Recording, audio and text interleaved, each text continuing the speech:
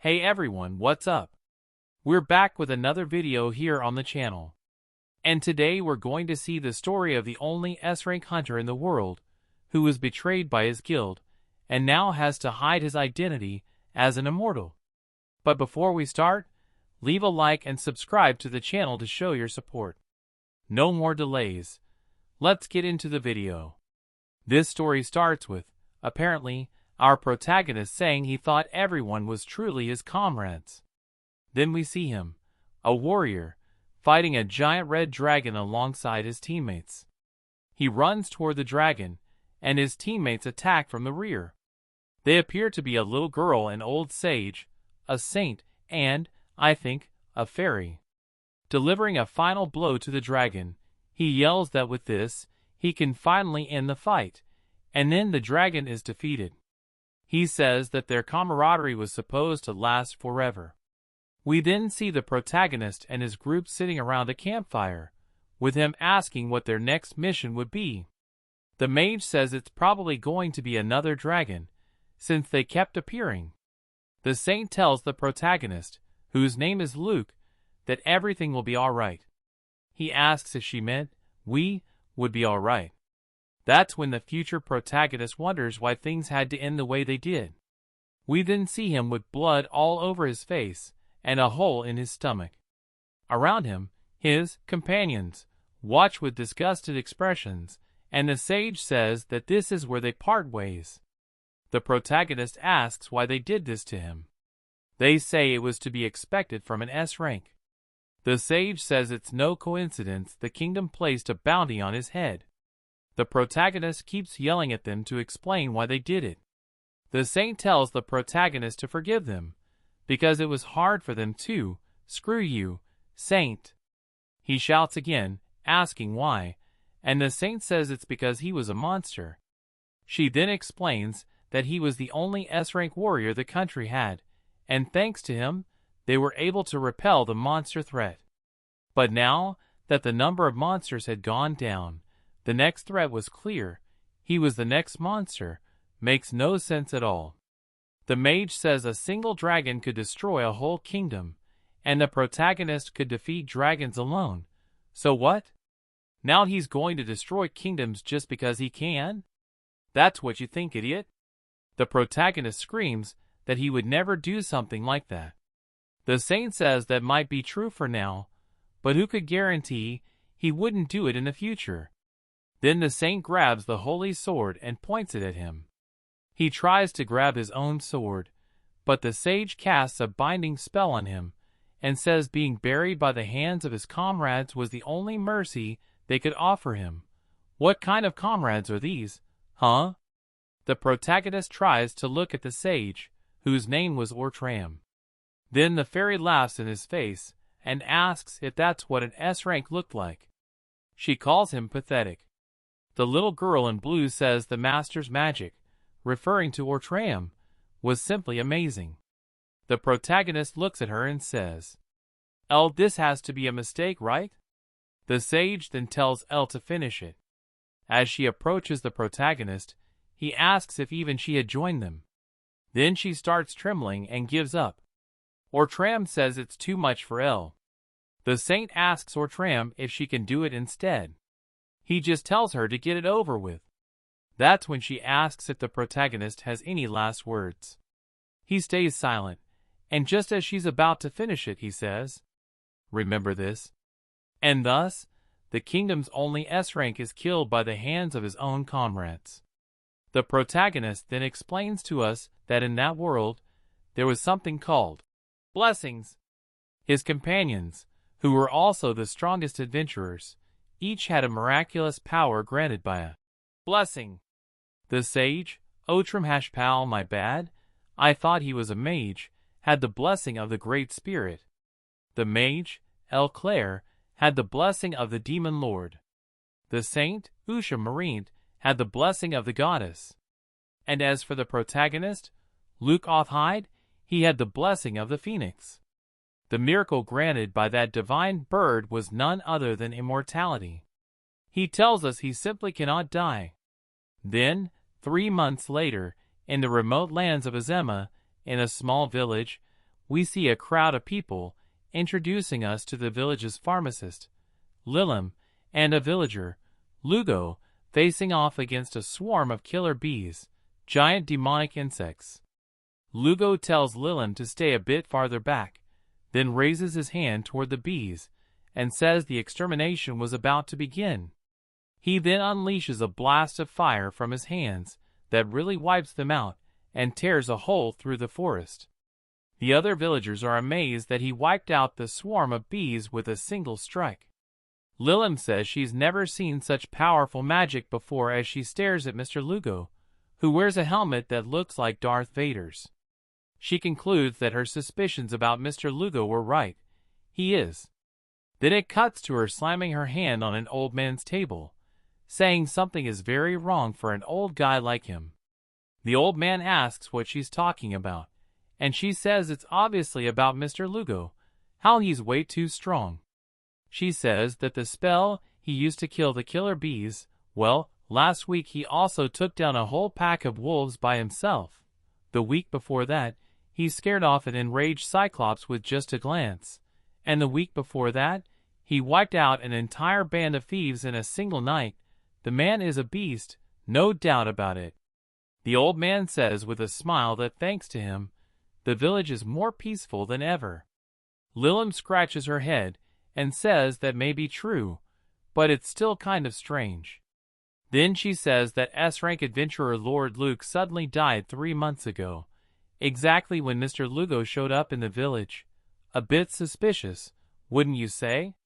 To everyone's surprise, she thinks Mr. Lugo probably killed the protagonist, and now has a bounty on his head.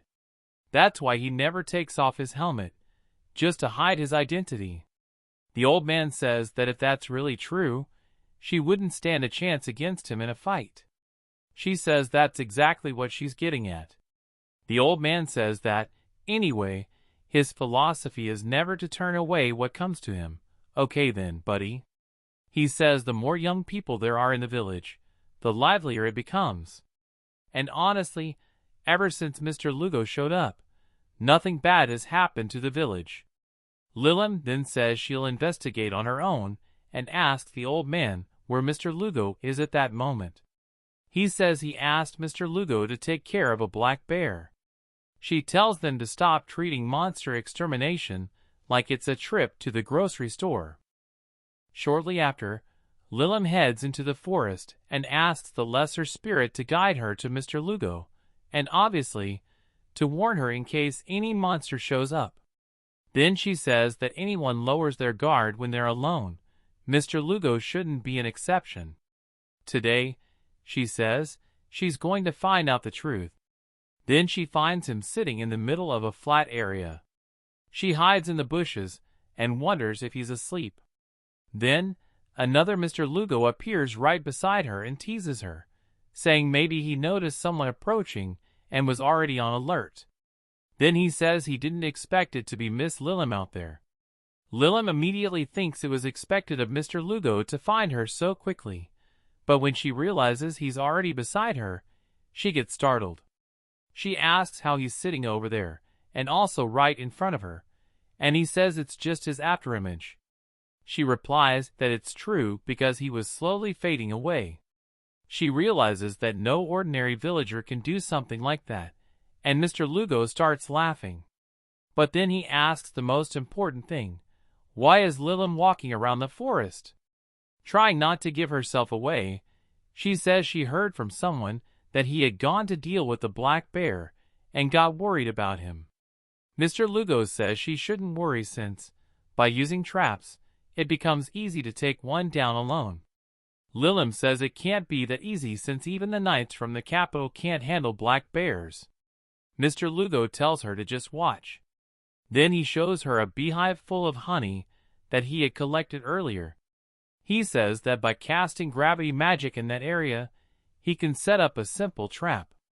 Lilim asks how he uses that kind of advanced magic so easily. Then, the bear appears, and Mr. Lugo tells them to hide. The black bear, who apparently loves honey, comes running toward the beehive, and the exact moment it steps into the affected magic zone, it goes instantly F because of the high gravity. Lilim says she can't believe it was that easy, but Mr. Lugo cuts her off, saying another bear is coming too. After about a dozen bears go F, Mr. Lugo looks at the mountain of bears and says that it looks like they'll be having bear stew tonight. Man's putting black bears on the endangered species list. Lilim thinks that taking down even one bear would already be impressive, but more than 10 black bears at once is just insane. She looks at Mr. Lugo and wonders, who is he really? Could it be the protagonist? Lilim is shown writing, apparently in her diary. The entry says that 3 months have passed since the disappearance of the only S-rank adventurer in the world, Lord Luke Uthid. The number of monsters has been rapidly increasing all over the world. Fields have been ravaged, cattle stolen, production and distribution thrown into chaos. And naturally, the effects of all this reach the village where she lives, the village of Azema.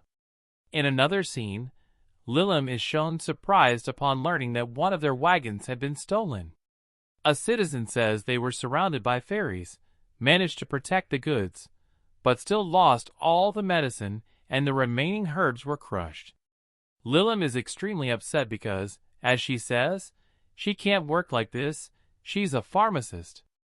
An old lady named Hamal cries in despair upon seeing that her little buns were also stolen.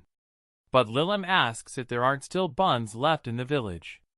Hamal says those remaining buns are S-rank buns in the world of bread. They're a gourmet masterpiece. So she simply can't bring herself to sell or eat them. Lilim really wants to eat one right now. Then Lugo shows up for the scene and asks what all the yelling is about. Lilim explains to him that the wagon was attacked by fairies and then freaking Lugo appears with thousands of boxes behind him. The farmer who had the wagon stolen says those boxes are exactly the ones that were taken. Lugo then says he saw some fairies causing trouble near the village and ended up finding the boxes over there. Lilim gets all happy, saying it was just what you'd expect from Mr. Lugo. Now she could make her medicine in peace. As they happily go to open the boxes, Lugo realizes that, based on the wagon size, there should have been way more boxes. Then, when they open the boxes that Lugo brought, they find that there are neither the old lady's buns nor Lilim's things. Lugo gets pissed at the fairies, clenching his fists. Lilim and the others start feeling the ground tremble and think it's an earthquake, but in reality, it's Lugo being really mad at the fairies. He even opens a hole in the ground with his strength. He says they had the nerve to hide something from him all this time, and then immediately heads off to where they are, saying he'll get everything back no matter what. Lilim then runs after him. Lugo asks why she's following him. She says there's no special reason. She just thought it'd be good to observe for a bit. But she tells us the real reason. She went because, if he loses control and blows up the village, that would be a huge problem. Yeah, I'd say the village getting blown up would be a pretty big issue. A fairy watches the two of them walking through the forest and says that last time, Lugo caught her off guard, but this time, she has a bunch of traps ready. This time, he's the one who's going to be in trouble, the fairy being Pei Sha. The protagonist just looks in her direction and blasts her with a fire spell, knocking the fairy to the ground like a sack of crap. Lugo tells her to stop crying and just take him to the queen already. Lilim notes that Lugo is definitely the "don't piss me off" type, kind of a cliché attitude. Arriving at the Great Tree Forest, Pei Sha says that rage lives in the depths of that forest. She marked the traps on the path on that map, so she asks the black-helmeted man, aka Lugo, aka probably the protagonist, if she can be released now. He stares at her and says no. Pei Sha starts crying and begs him to have mercy, saying the queen will kill her. She cries saying the queen is horrible. She says the queen will tear her wings off, set her on fire, and then feed her to the frogs. Damn, all that? Lilim asks if maybe Lugo could let her go since they already have the map and technically don't need her anymore. Plus, she was feeling a bit sorry for her. Then Lugo grabs the fairy by the rope and starts searching her. Lilum notices something falls from the fairy and asks if it wasn't hers.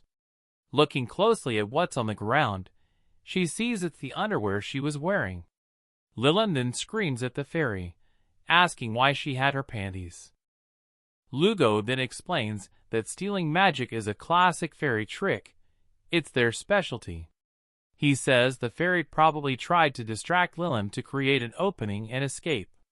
Lilum then asks if what Lugo said is true.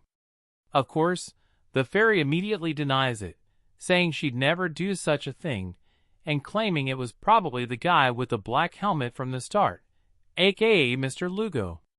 Lilum defends Lugo, saying that while he may seem suspicious, he's not that kind of suspicious.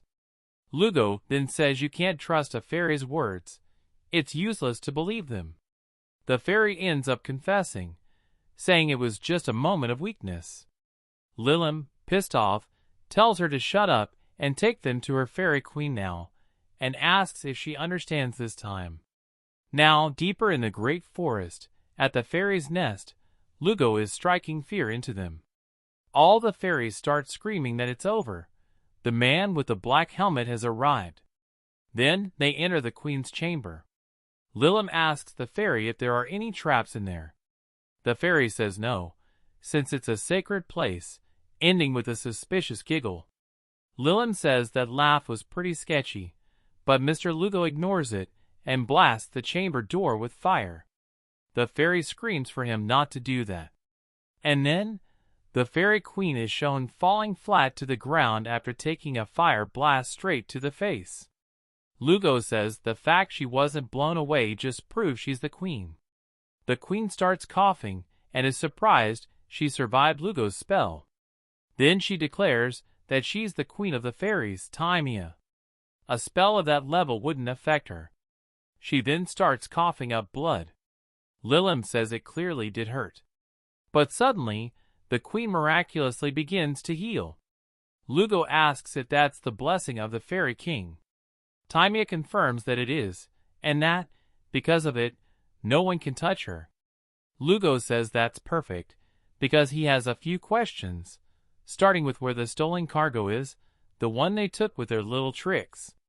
The queen tries to act aloof, sarcastically saying who knows where the cargo might be, but she's wondering how that kind of pressure can come from just a human.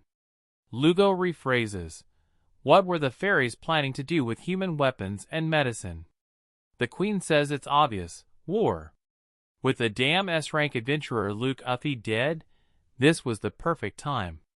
Her plan was to defeat all the humans and usher in the age of fairies. She would become the new demon king, pointing her finger straight at Lilum. Then, suddenly, a beam of light shoots from her finger, pulling a glow from Lilum's necklace. Lilum collapses, unconscious.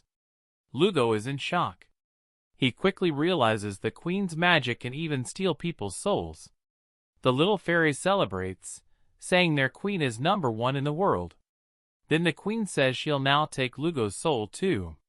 She casts the soul-stealing spell, but it simply vanishes upon hitting Lugo. She's confused. Lugo then explains that that kind of magic doesn't work on someone whose magical power is higher than the caster's. The little fairy says there's no way a normal human would have more magic than the fairy queen. That's when Lugo starts removing his helmet, revealing red hair. The queen immediately says that can't be true. The fairy asks what's happening. Then the queen says she once heard from the previous queen. There was one human who must never be confronted. The only S-rank adventurer, the natural enemy of all monsters. Of course it's him. Come on now. The queen says she heard he was dead, but to no one's surprise, the man known as Lugo was actually Luke Uffy. And he says he's going to take back Lilum's soul, and the cargo too. The protagonist then starts using gravity magic on the two fairies. The queen feels like she's going to be crushed. He asks if she's at least thought a little about what she's done. Proudly, she says not even for a second. She thinks that if she gives up now, if she submits, she wouldn't be fulfilling her duty as queen. She laments that if she hadn't crossed paths with a monster like him, none of this would have happened.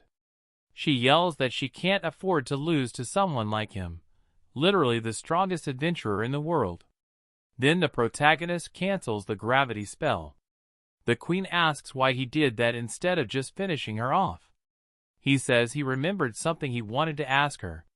She asks what kind of question, and he asks why she decided to start a war. He says she could have stayed hidden in that nest, living in peace, stealing a few sweets now and then. Queen Timea says he doesn't get it at all. Ever since he disappeared from the spotlight, monster activity skyrocketed. As a result, weaker races like the fairies were driven from their homes. Even when they asked the humans for help, they were turned away at the gates. That's why she decided to defeat and take over the human kingdom. The protagonist adds that she was going to use humans as shields. Timea says that even if they couldn't win, a war would make humans fear monsters again. That way, they'd be too busy fighting other creatures to bother the weaker monsters. She says it was the only way they could survive. The protagonist says she really thought this through, but even so, Timea admits they were defeated easily by someone like him. Of course, he's the protagonist. She kneels and says, "Lucathid, you may take my life.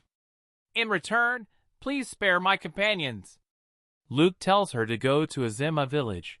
He'll protect all the fairies. But in return, they're not to attack humans again. He says the plan was reckless from the start. Even if it wasn't him, there are many humans in the capital they'd never defeat, and judging by her shocked expression, she clearly didn't know that. She asks if he's really serious about all this. He says yes. She tells us that fairies are liars, so they know exactly when someone's lying, and he wasn't. She knows this is a total loss. She says she agrees to go and not attack humans anymore. Then she tells him he better protect them. He takes her hand and says, "Of course." 2 weeks later, in the village of Azima, Lilin delivers some medicine the old man from the village had asked for. The old man apologizes for bothering Lilin. She tells him to thank Mr. Lugo, but the old man says he already does that every day. Total brown-noser. Lilin tells us that thanks to Mr. Lugo, all the stolen goods were recovered. Because of that, she can now continue working safely as an apothecary. But she asks the old man, who's the village chief, what he thinks of Azima now. He says it's better than ever. Then he asks Mrs. Harmal. Harmal answers, "Of course," while eating sweet bread with Timea, who says she's never eaten anything so soft and delicious. Lilin explains that a large number of fairies ended up settling in Azima village. They help carry loads, patrol the village, and even take care of the elderly, giving them shoulder massages. Before Lilin even noticed, they had completely integrated into village life, and the one who organized all of it was, well, you know who? The village chief tells Lilin that it was just like Mr. Lugo said. This cooperative relationship with the fairies could really help the village grow. Lilin agrees, but in her thoughts, she still has one foot out the door. They might be small, but she still sees them as monsters. They did steal her panties, and even her soul. Lilin tells us she just can't trust them. Timea then pulls on Lilim's dress. She asks what it is. Timea says Lilin seems pretty close to Mr. Lugo, and wanted to know if he also likes sweet buns. Lilin thinks for a moment, and says she doesn't know much about sweets, but she doesn't think anyone could hate them. Then she asks why Timea is asking. Timea says, obviously, it's because she wants to eat them together with Mr. Lugo. And thus begins the rivalry. To my surprise, Lilin finds the fairy's smiles way too cute, and honestly, that's a problem for her. So she goes in for a hug on the adorable Timea, who tells her to let go. Lilin apologizes, and the old man asks if the girls forgot what day it is. Lilin yells that of course she didn't forget. Then she tells Timea that officials from the capital are coming for an inspection. Depending on how the fairies behave, they could end up being exterminated as monsters. Taimia doesn't seem too bothered about the officials coming. The village chief says that Taimia and the fairies are all super cute, so it'll be fine, according to him. Also, Mr. Lugo already dealt with all the nearby monsters. He's sure the inspectors will love the village of Azema. Lilin says that even so, they should still be cautious. Lilin tells Taimia that since she's the leader of the fairies, she's counting on her to make sure everything goes smoothly. Taimia says to leave the mess to her. It's all good. Because, in the name of the fairy queen, with sweet buns and her irresistible cuteness, they'll offer the best hospitality possible. On the road to Azema, everything is calm. No monsters have been spotted so far. Then we're shown a guild investigator named Luyul, writing her report on the village. She explains that the main duty of investigators is to study monster ecology, but this time, the mission is a bit out of the ordinary. It's about reporting on the conditions in a village where humans and fairies live together. Another guild investigator, named Garam, says the people of Azema might be getting tricked. Loyul asks why he thinks that. Garam explains that fairies are cunning, mischievous, and more dangerous than they look. Rank C adventurers, or lower, are easily fooled and eliminated. Ordinary villagers wouldn't stand a chance against them. Loyul says that's exactly why she brought him, a rank B adventurer, and she expects him to handle it. Garam says he wants to show results too, to move up to rank A. Garam then says that if the fairies show any suspicious behavior, he'll take them out. Suddenly, they feel a tremor outside the carriage. The two look out the window and see a dark mist. Loyul says it might be a fairy prank, but it's way too elaborate to be their doing. Garam senses something bad and tells the driver to speed up. They need to get out of there fast, because it's a damn death worm. Loyul is amazed, seeing one for the first time, and starts sketching it. Garam yells at her, saying this is no time for that. If the worm catches up, the carriage will be destroyed. Loyul says that's what the escort, aka him, is for, and tells him to hurry up and take care of the monster. Garam says not even a rank A adventurer could beat a monster like that. And then, the sun disappears. When they look out the window again, the gigantic worm is staring them down. Loyul realizes it's way bigger than she imagined. Shaking and nearly crying, Loyul says that in times like these, there's not even time to write a will. Life is a fleeting breeze, folks. Garam accepts his fate and says this is the end. With the worm closing in, Garam musters a shred of courage and charges at the beast. He draws his sword against the monster that's 10 times his size, when he sees in the sky a bird? No. A plane? No. Darth Vader himself, aka Mr. Lugo, soloing the monster with a single slap. Loyul says Garam was stronger than he looked, but he says it wasn't him. It was that guy over there. Back in Azema, Loyul thanks Lugo for the escort. Lugo accepts the thanks and says they need to meet the village chief. Loyul tells Garam to thank the guy directly, and he grumbles that he was just about to. Loyul whispers in Garam's ear that if an adventurer loses to a villager, it'd be awful for his pride.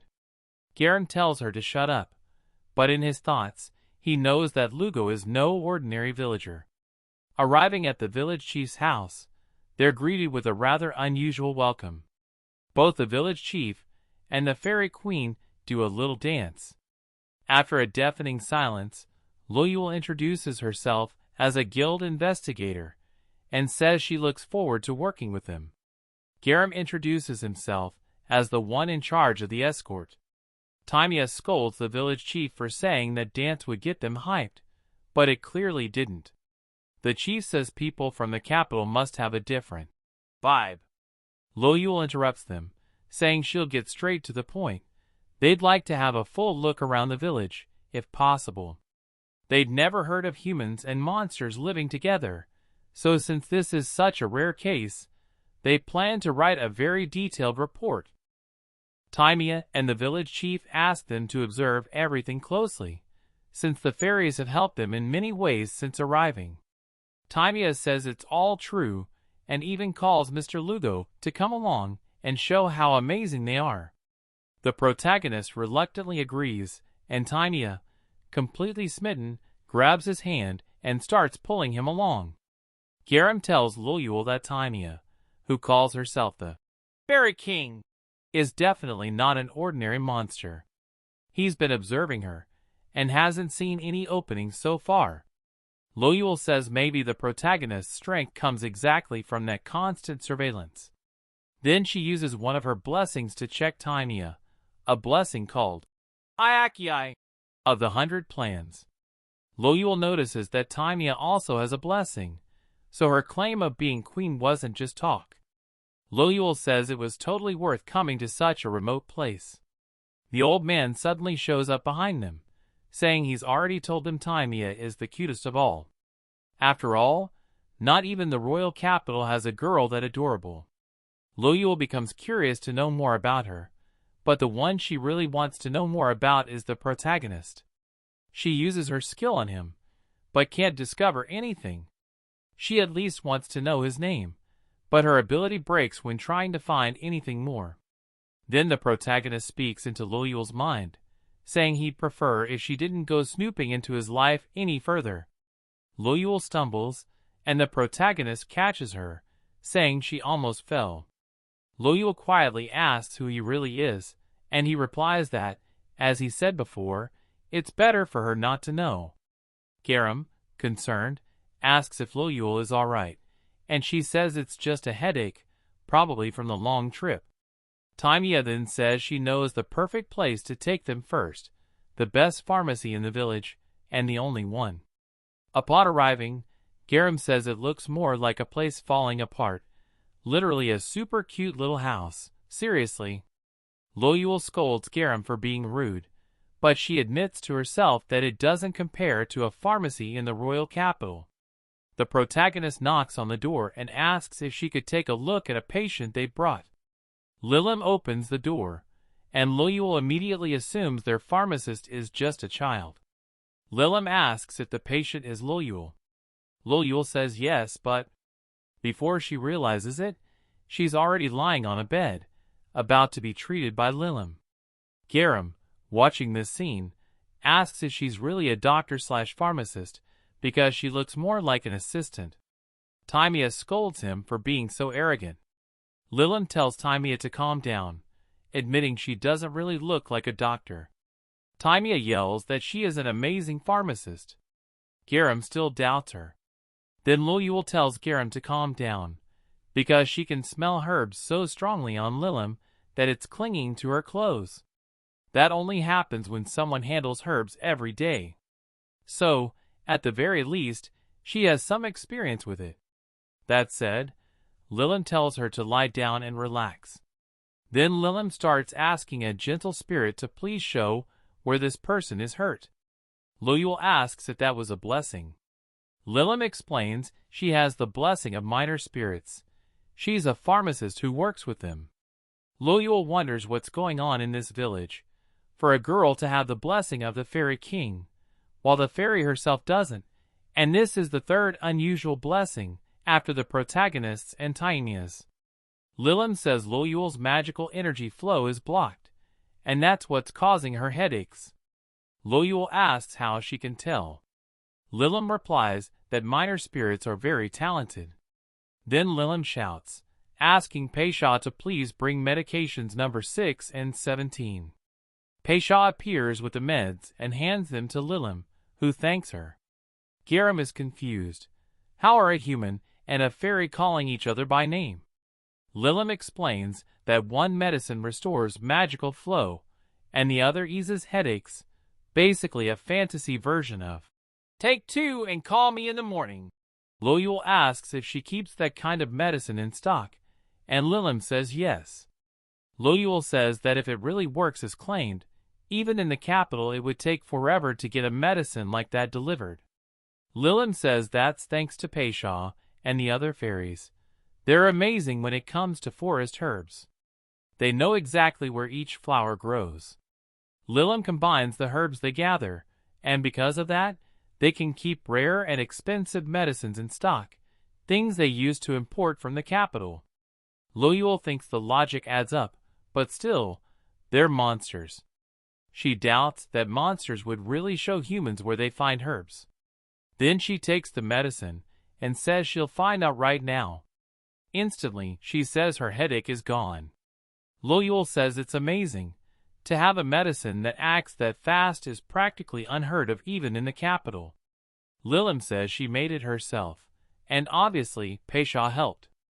Loyul mentally notes that Lilim is a gem, blessed with talent, and her skills and knowledge are real.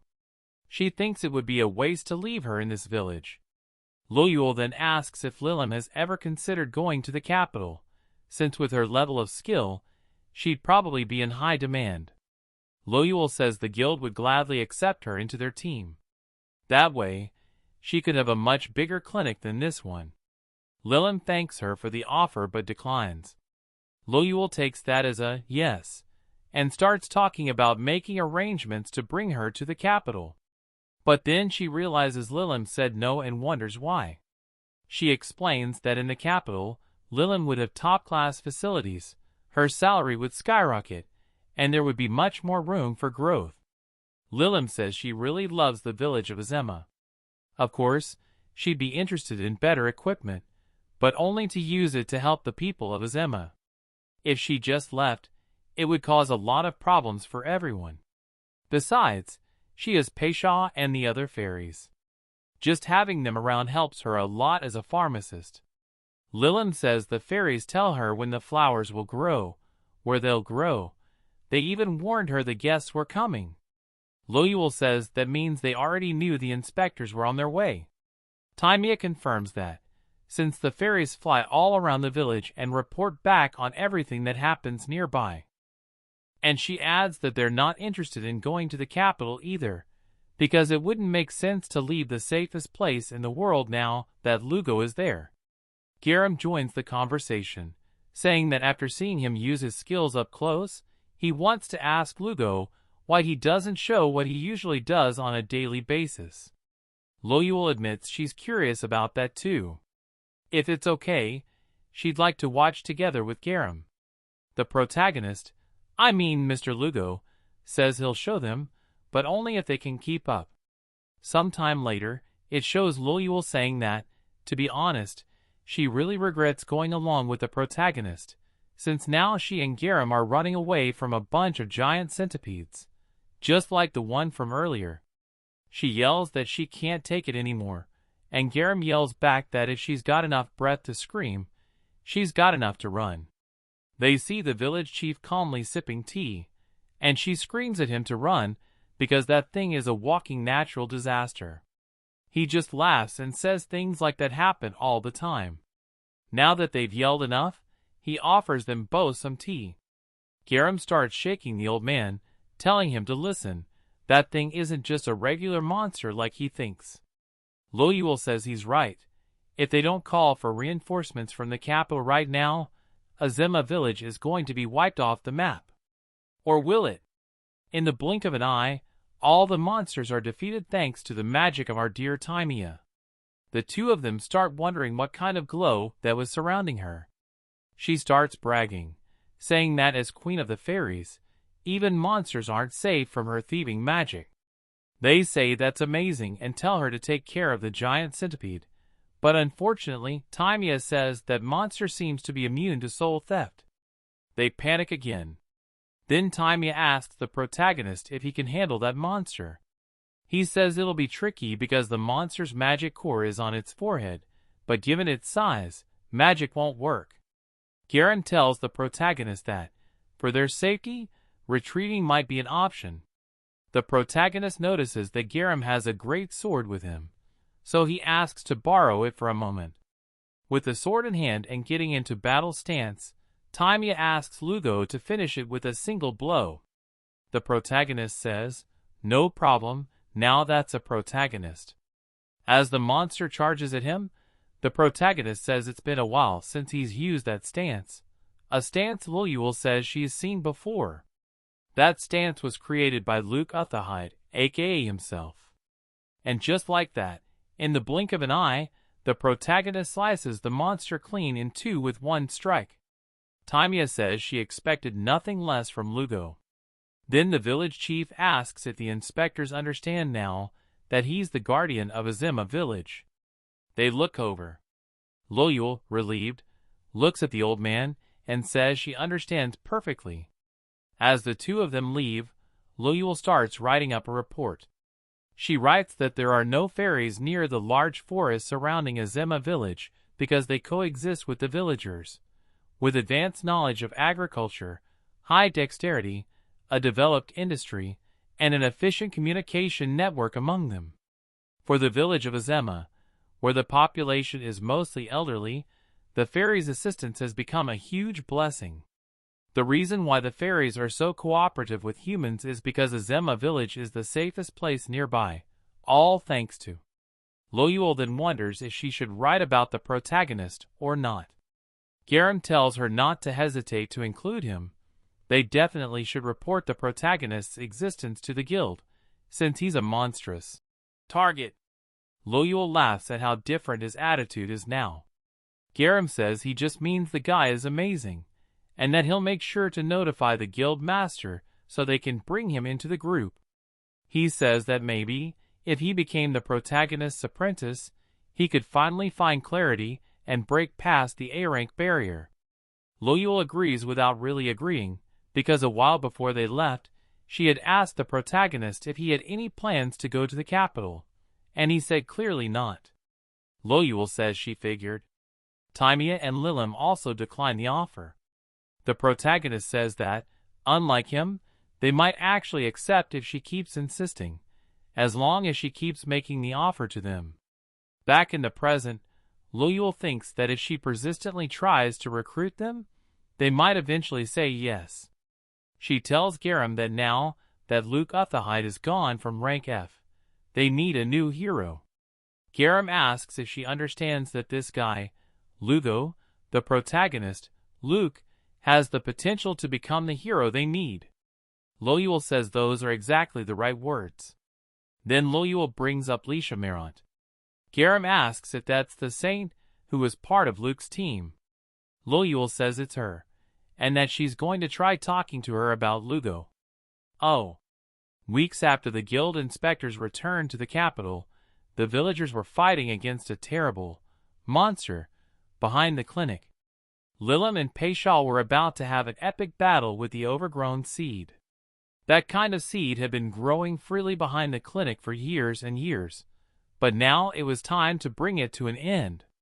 So, after 3 hours, the two were found defeated by that monstrous patch of weeds. Paishal then asks why Lilim suddenly wanted to clear out her backyard. Lilim says she wants to build a garden there, so she and the other fairies can grow the fruits they collect more easily. Paishal says they can just get the herbs they need by going into the forest. Lilim says you never know when monsters might attack, and if any of them got hurt, it would break her heart. Paishal starts tearing up when she realizes Lilim thought of the garden just for their sake.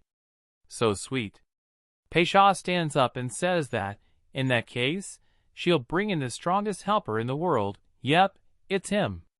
The protagonist grabs a scythe to clear the yard and says he'll take care of the rest. Lilim thinks Lugo really is strong, but maybe even he would struggle clearing a field. The protagonist then tells them not to come any closer, because it's about to get dangerous. The man's about to get to work. Liliam tells him there's no way weeding a backyard could be dangerous, so the protagonist simply summons a windstorm that sweeps away all the grass in the blink of an eye. The man can do everything. The protagonist then asks what Liliam planned to do with the space. Paishal answers that Liliam wants to turn her backyard into a garden. The protagonist asks what kind of seeds she was planning to plant. Liliam pulls out 3 small seeds and says they're roca seeds, an ingredient used in mana recovery potions. The protagonist says that's really useful, just what you'd expect from a top-notch pharmacist. Then he asks what the other seeds are. Lilium says some are for stamina potions, others are herbs to treat injuries. The protagonist says it all sounds great, and that working with soil seems fun. They both crouch down on the ground. Then, in a very sweet way, Lilium says the protagonist is a huge help to them.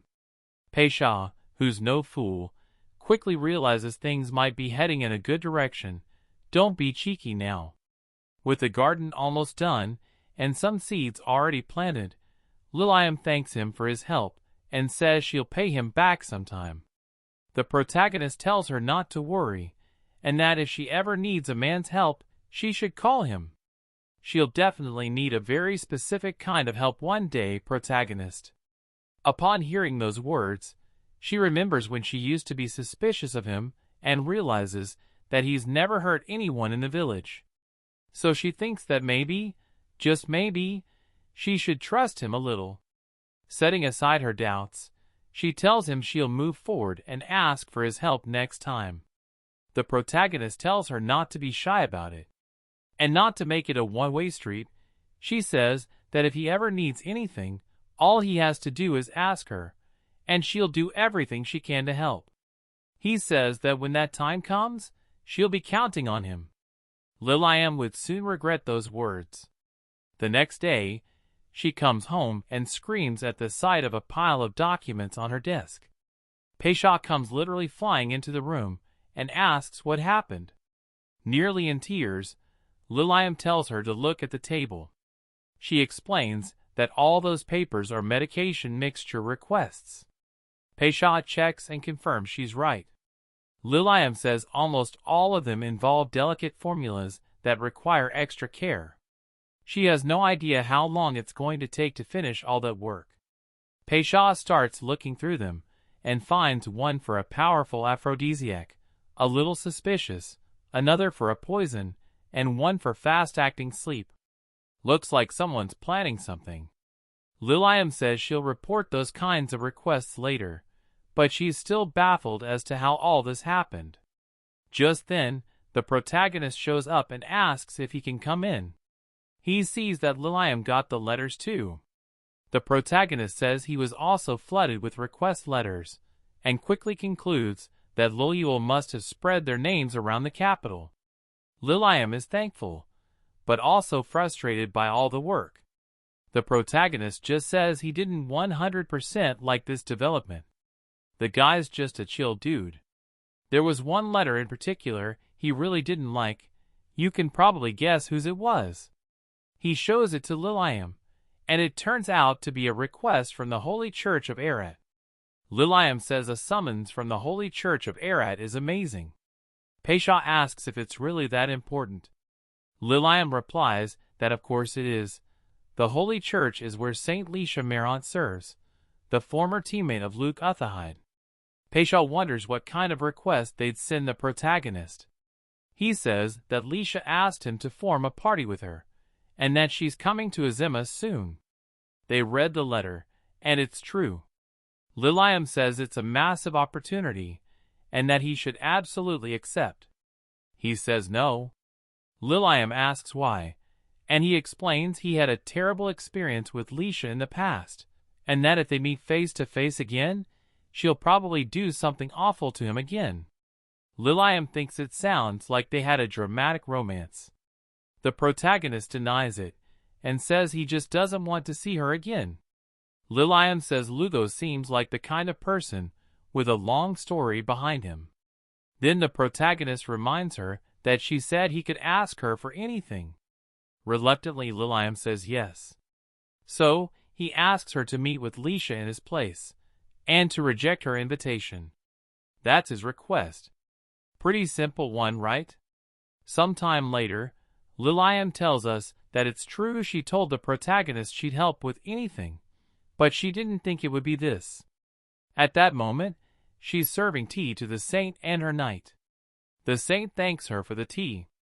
Lilium notes to us that she already knew, but the saint's golden hair was like silk, grace radiated from her entire being, and the holy knights at her side were clearly powerful, This was what it meant to be a saint. Nervously, Lilium asks what brings Saint Lisha to such a remote place. Lisha laughs and tells her not to be so tense.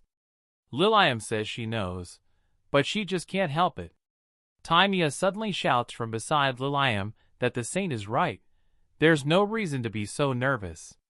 Timea then says that Lisha must know who she is, the queen of the fairies. Lisha casually brushes Timea aside and says that yes, she's heard a lot about Lilium's excellence as a pharmacist, and of course, she's heard the rumors about the fairy queen Timea. Then, Lisha reveals she wants to invite both of them to return to the capital and offer their services there. But first, she wants to know where Lugo is. Both girls yell at her that they already turned that offer down once before. As if it were a threat, the Holy Knight points her sword at them to back off. Lisha tells her to stand down.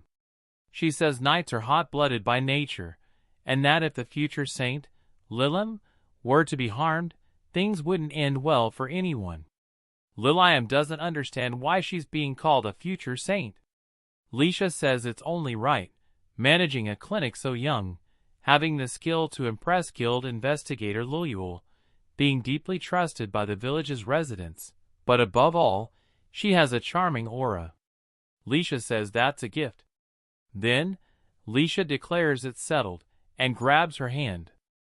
Then she says she's going to make her a saint. Enchanted by Lilium, she asks if she can take the Holy Church to even greater glory. Lilium, desperate, starts saying no, no, no. And she realizes the protagonist was right to have warned her about Lisha. It shows him saying that Lisha attacks full force right from the start, and that from the moment the victim lets her take control of the pace, they're already falling into her game. Lilium says she had only heard that Lisha was graceful, calm, and had a charitable soul. There was no way she could be that strong. The protagonist says that's exactly her tactic. She uses that calm and graceful image to catch people off guard. Then she takes full control of the conversation. If that happened, Lilium would need to work around the situation to regain control. That moment had now arrived, and she decides to tell the saint that she has something to say. Lisha asks if there was some kind of problem. Lilium says she refuses the offer to go to the capital with Lisha, and that includes herself, Timea, and Lugo.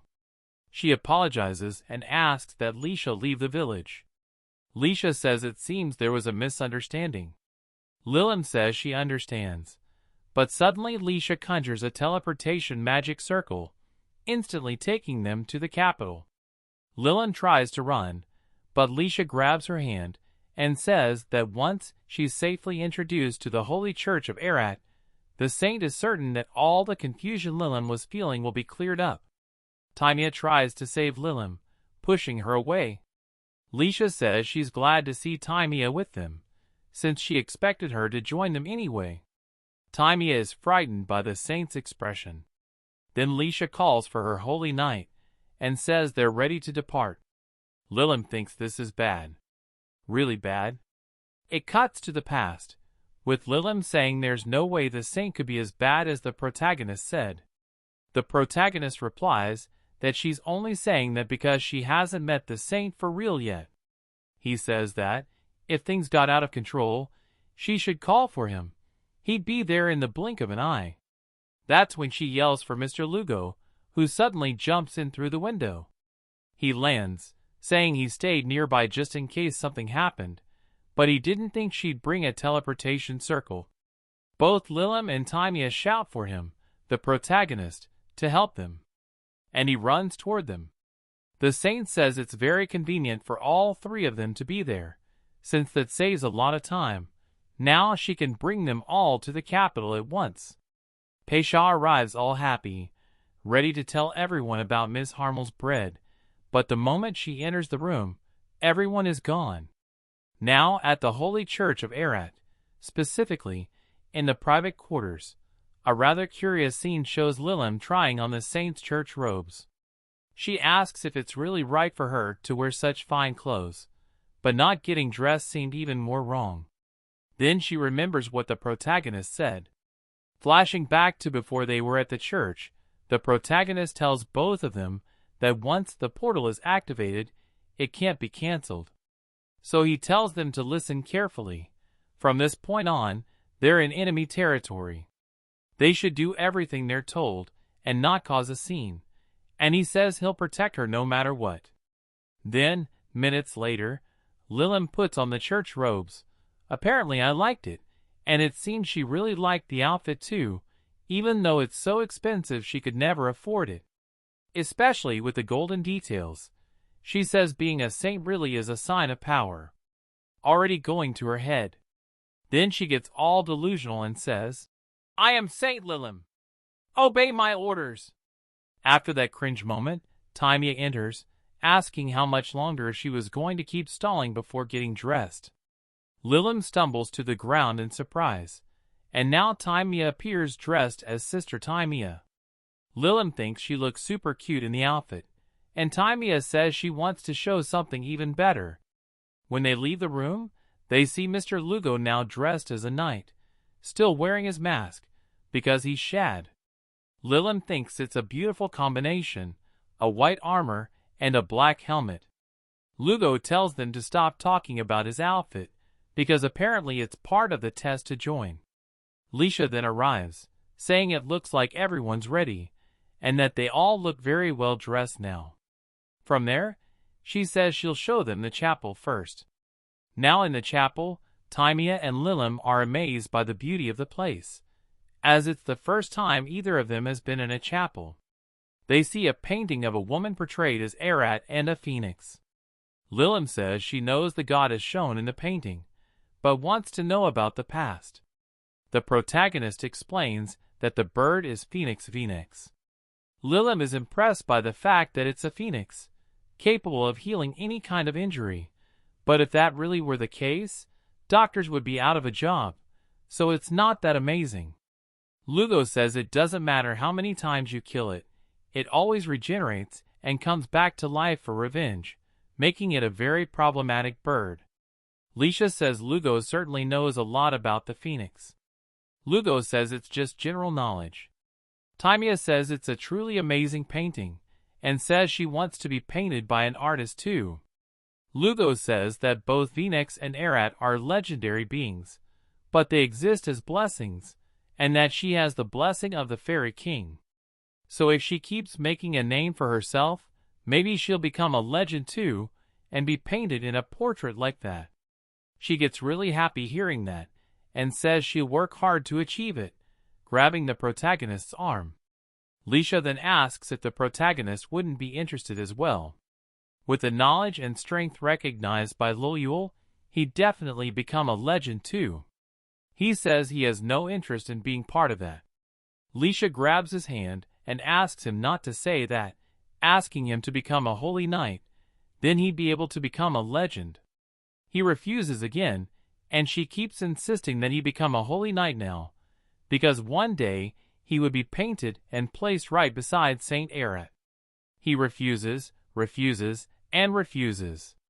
Then, after much persistence, he yanks his hand away and shouts that, just like the last time he said it, he will never become a holy knight. Lisha doesn't understand his wording, since she never invited him to become a holy knight before, and asks if this isn't his first time. The other two idiots get confused and assume it must have been when Loyul invited him to the capital. To avoid being exposed, he turns his back on the three of them, and says again that he'll never become a holy knight, telling them to hurry on to the next part of the castle tour. Lisha runs after him, telling him to wait. That part wasn't included in the church's tour route. The two girls start to feel something's off, since Lugo said this wasn't the first time they'd met, but Lisha treats him like she's meeting him for the first time. Lilium starts wondering what's really going on here. Back at the Turo, Lilium tells Timea that basically, Lugo knows who Lisha really is, and Timea adds that Lisha is acting like she has no clue who Lugo is. Lilium suggests it might be because he hides his face behind that helmet, but says that even so, his voice and gestures are too distinct to ignore. Timea figures it must be the helmet. She explains that some armors and helmets come with enchantments that block facial recognition. In other words, they act as magical masks to hide one's true identity. Lilium says that makes sense. Timea then says that Lugo might have worn that helmet specifically to hide from Lisha. Lilium adds that Lisha is really strong, so it wouldn't be surprising if he's trying to stay off her radar. Then, a bit further ahead, Lilium shouts that Lugo is something scary. We see that our protagonist is absolutely breaking hearts. The saints and sisters are all fawning over his amazing body, and some even ask if they can get a little piece of him. He says it's all a misunderstanding. Lisha explains to the girls that men like him are very rare in their church, so moments like this, where they can interact with one, are precious. Lilium comments that, even so, this kind of contact seems a bit too extreme. Lisha replies that while men are required to live their whole lives in celibacy due to their devotion to the goddess, women are free to pursue romance however they please. Timea gets annoyed and says this has gone too far. She's going to pull those girls off him right now. Lisha says she doesn't think that's necessary. The protagonist, sharp as ever, tells the girls that he's on duty today, but if he runs into any of them later, he'd be happy to return, and asks for their understanding. They all swoon at how gentlemanly he is and promise to wait for him, begging him not to break his promise. Lugo then walks up to Lilium, kneels in front of her, and says that, even if the scene might look strange to her or seem inappropriate, he's asking her, please, to hold his hand, because if they get separated, he won't be able to protect her properly. She gets all flustered, saying that everyone's staring at them right now. The other girls start asking who the new girl is. Some comment she's probably from the same village as Lugo. Still kneeling, he says he's sorry to the other girls, but in unfamiliar territory, they never know where enemies might be hiding. So he asks her to think of it as if she were the one helping him. After some struggle, she agrees to hold his hand.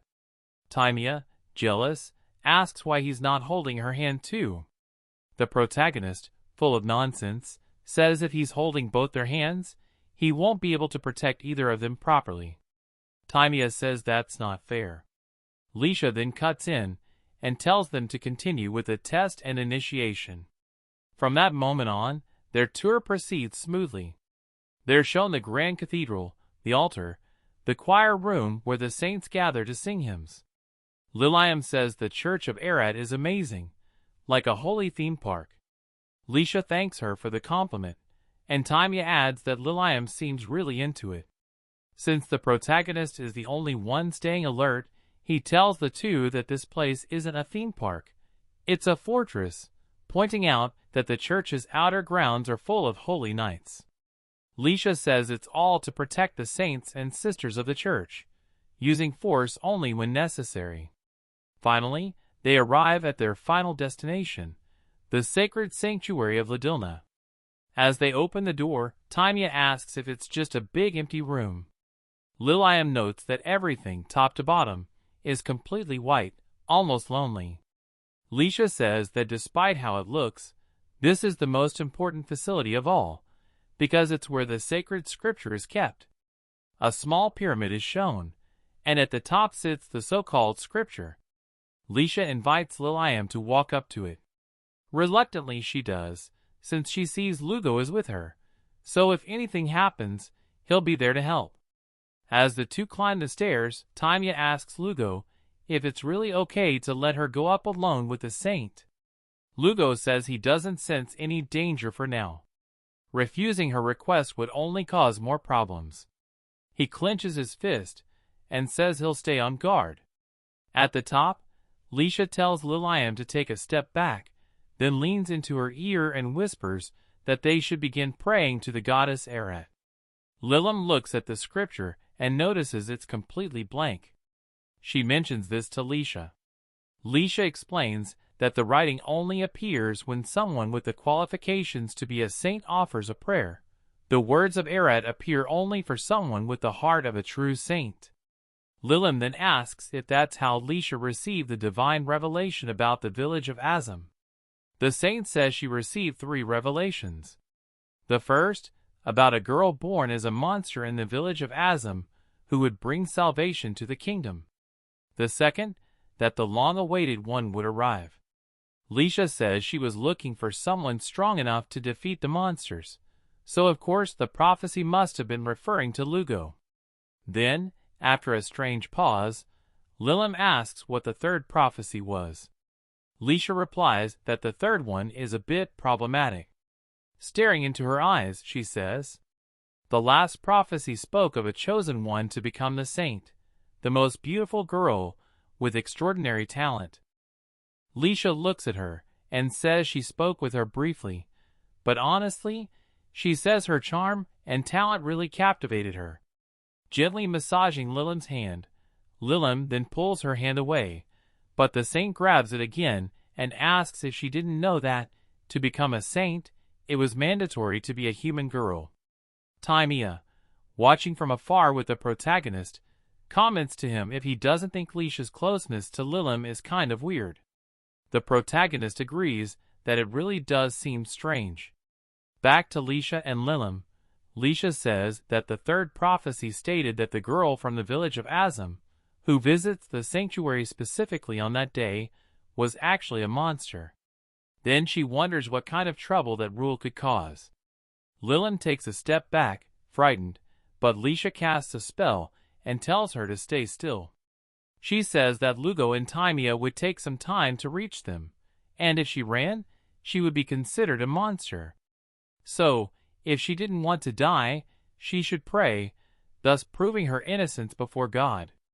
With Lilim's hand on the scripture, she says she does not fear the outcome, and when she begins to pray, a very strong light bursts forth, filling the whole area.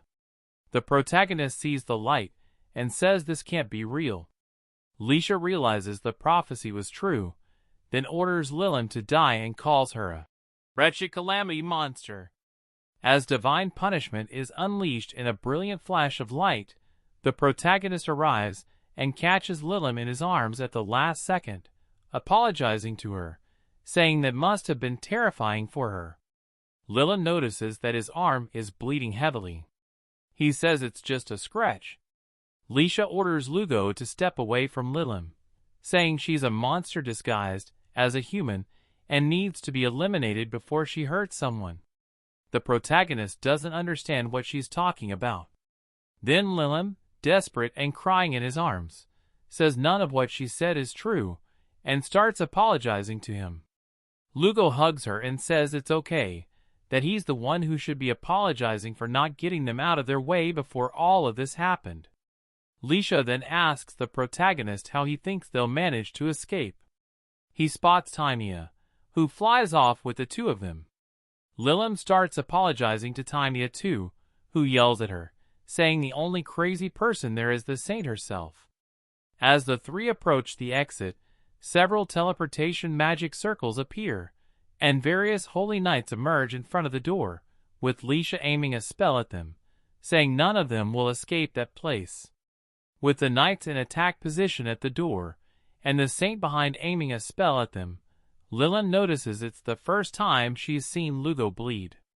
The protagonist then asks Lilim if she can raise her hands. Doing so, Taimia holds Lilim in the air while the protagonist lands on the ground, asking Taimia to look after her for a moment. Taimia tells him not to even think about dying down there. He says he has no intention of dying. As he approaches the knights, they get into guard stance. To play the part of surrender, he raises his hands, and it actually works. The knights let their guard down for a moment, thinking he had already given up. Then, they are caught off guard by a gravity spell. The saint is shocked to see him using that kind of magic. With the gravity being too strong, Taimia and Lilim are pulled into the center of the gravity field the protagonist created. The saint laughs at him, saying he lost his mind attacking his own allies. But it was all part of the plan between him and Taimia. In a coordinated strike, he launches Taimia toward the knights, and, with ninja-like agility, she begins dodging all of them rapidly. The saint sees that she's trying to use the teleportation magic circle again. The protagonist then says the magic circle isn't one way. If they touch it again before it disappears, it sends them back to the original starting point. The saint yells at all the knights to grab them with magic, but it's already too late. Timea and Lilim are too fast to be caught. Lilim sees the protagonist stayed behind. He tells her it's okay to leave the rest to him. He's got it handled. Lisha screams at him, asking if he realizes what he's done. He's now an enemy of Saint Lisha and the entire Holy Church of Arat. He asks if that's all she has to say. She comments that he seems unaware of how terrifying she really is, saying she's a saint and an adventurer who once traveled with hero Luke's party, though she doesn't know the truth. She says she's the guardian of this world, destroying those who bring harm to others. The protagonist says he knows well who she is. She notices that he's healing without using magic and concludes he must be a monster too, saying she regrets letting 3 monsters enter the church. He says he's not a monster, and even if Lilim and Timea were, they care for others with kindness and peace, and if they deserve anything, it's to live alongside humans. The saint yells at him, saying that talk of coexistence is nonsense. Even if he's not a monster, by siding with them, he's no different from one. So he should just shut up and become another bloodstain on her sword. When she attacks him, he dodges quickly. She says that, with that kind of agility and healing ability, he must definitely be a monster. The protagonist says she's called him that before. She says that's impossible. They've never met. He asks if she really doesn't remember. She says that a monster like him should never have been left alone, and says she always makes sure to eliminate the last remaining ones. She summons several swords that bind the protagonist and orders the knights to go after him. The protagonist looks back and tells them not to interfere. Then, with another gravity spell, he stops all the holy knights. She says he uses gravity magic with great mastery and asks once more if he wants to form a party with her. And of course he says no. She then fires another beam of light at him, and he vanishes in the blink of an eye. A knight warns that he's behind her. As soon as she turns around, he punches her. She only has time to conjure a barrier to try to defend herself. Due to the protagonist's monstrous strength, he breaks through her barrier. He's impressed that she managed to block his attack like that. She screams that she'll never lose to a monster like him, shouting that it's all for humanity. Trying to land a hit on him with her sword, the protagonist says that the attacks she uses employ the Saikaku fencing style. She asks how he knows those names. He continues, saying that the condition to activate the sword is to draw a seal in the air with it, so it's weak against close-range attacks. Then, shifting into a boxing stance, he starts an unrestrained barrage of punches on her. Lisha says she knows the weakness of her style, which is why she mastered magical defense and her fencing, but he is simply too strong. The protagonist asks what's wrong with her. She screams that a saint is the shield of the people, so she won't fall for his provocations. She thinks a monster, aka Lilim, who hides her identity to blend in with people is a threat, but a man protecting that kind of monster is an even bigger one. She thinks he slipped up in his attacks and a gap appears. When she delivers a vertical slash to finish him, the protagonist dodges and prepares a kick right to her chin. She begins to wonder where she went wrong. She, being the saint of the hero group, cutting down thousands of monsters with a sacred sword, even beheading the kingdom's leading hero. Yet, she says this only resulted in even more monsters arriving.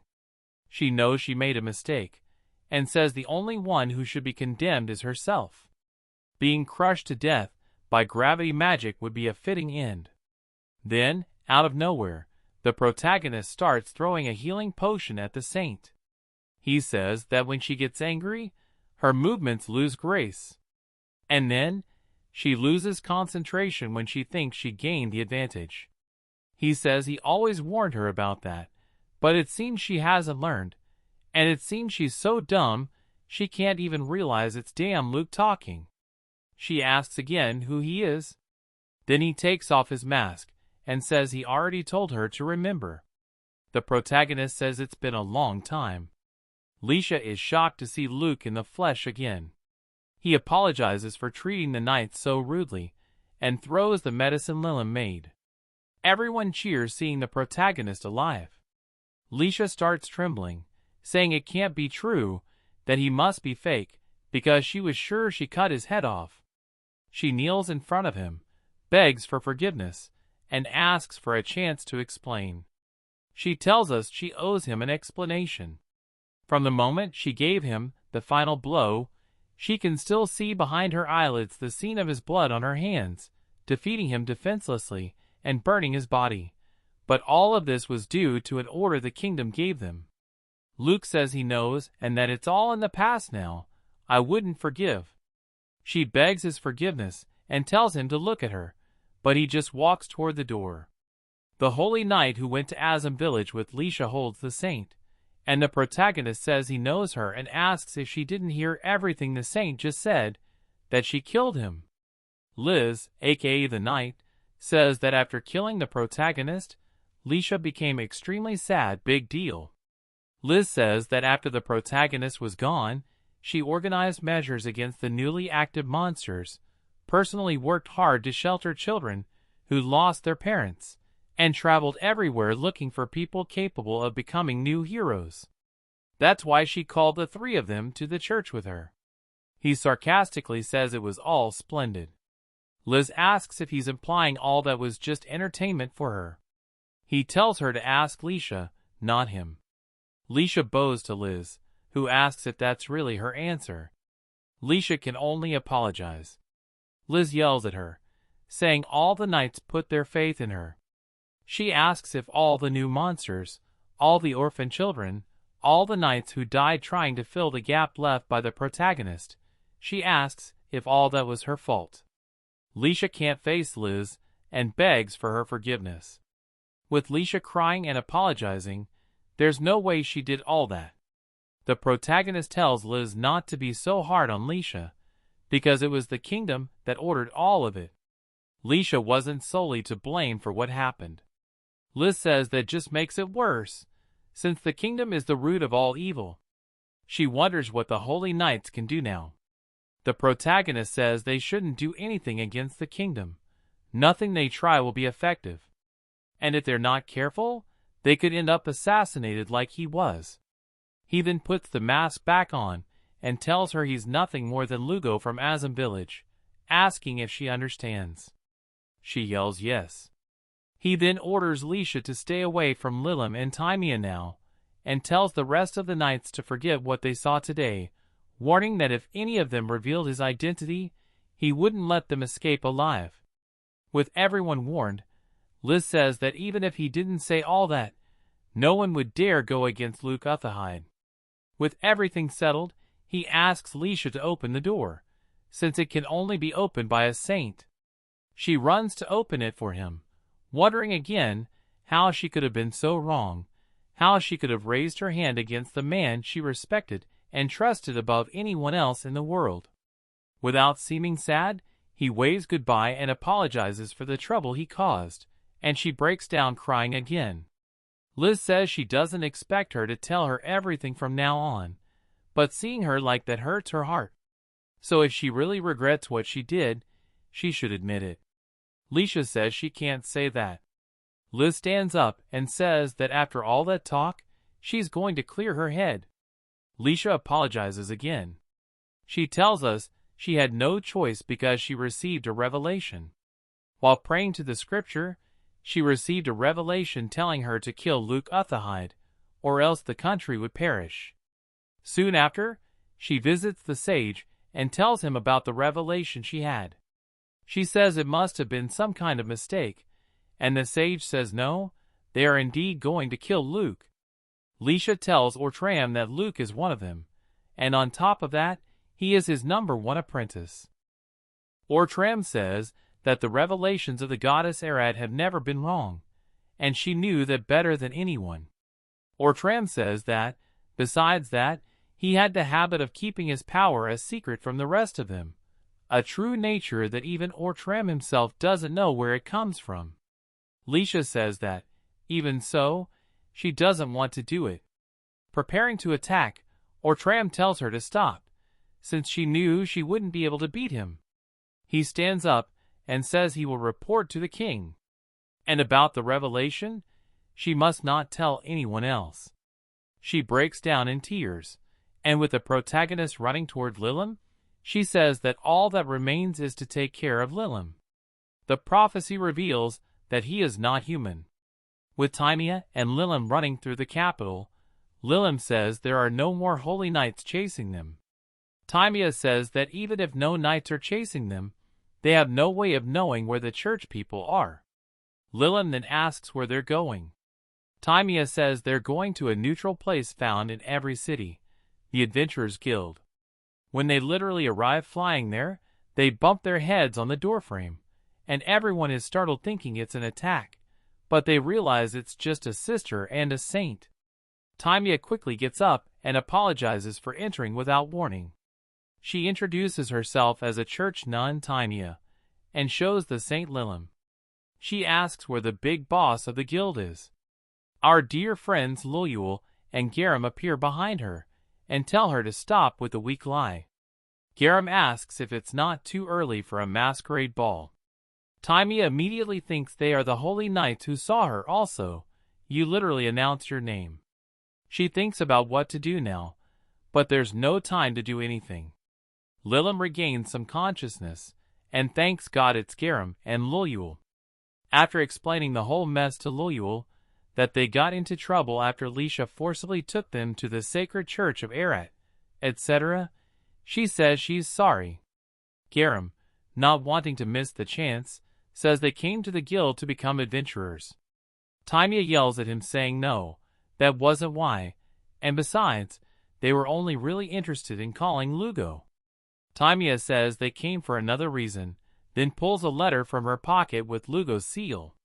She explains that Lugo gave it to her before Lisha arrived at the village, and said that if an emergency arose, she was to deliver the letter to the guild master. Timea asks if he knows Lisha or if he's a fan.